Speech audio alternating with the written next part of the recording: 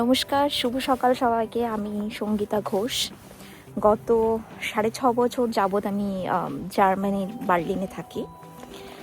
2019-এ আমি student visa নিয়ে এখানে পড়াশোনা করার জন্য আসি। তারপর আস্তে আস্তে 18 মাসের job searching visa and then work পারমিটে কনভার্ট হই। রিসেন্টলি আমি একজন ওয়ার্ক পারমিট হোল্ডার।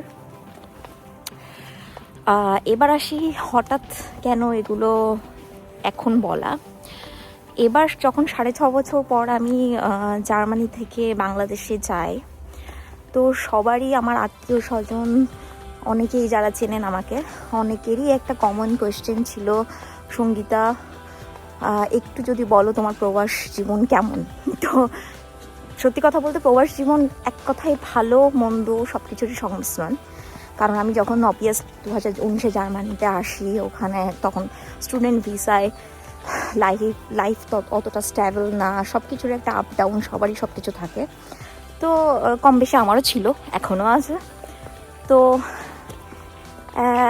ওইভাবে সব কিছু না, মানে সব কিছু ওভাবে ডিসক্রাইব করা সম্ভব হয়ে ওঠে না।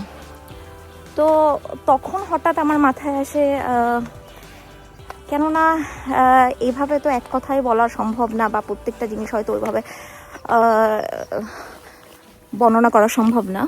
তা মানে কেননা তাহলে ছোটো ছোটো ভিডিওর মাধ্যমে যদি এগুলো মানুষের সাথে বা কিছু মানুষের সাথে যদি শেয়ার করা যেতে পারে, আমার অভিজ্ঞতা বা কেমন ছিল সব কিছু, কেমন হচ্ছে, তাহলে কেমন হয়। তো এটা থেকেই আমার আসে যে তাহলে ছোটো ছোটো ভিডিও বা ব্লগ বানানো যেতে পারে।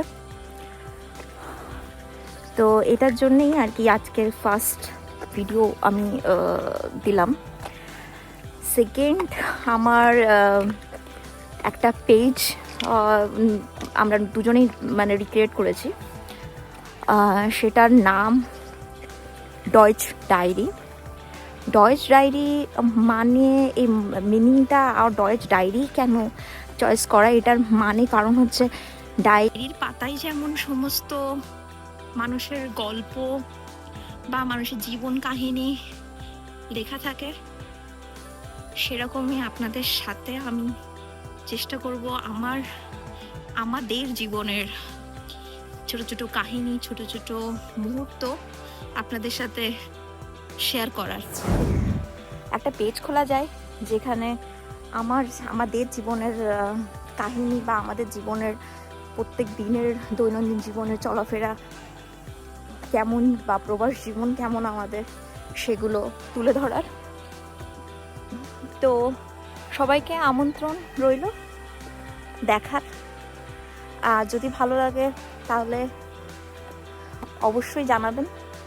আর যদি কোনো কারণে কারোর বা কোনো ধরনের ভুল বা কোনো কিছু বলে ফেলি, তাহলে আমাকে ক্ষমা করে দেবেন।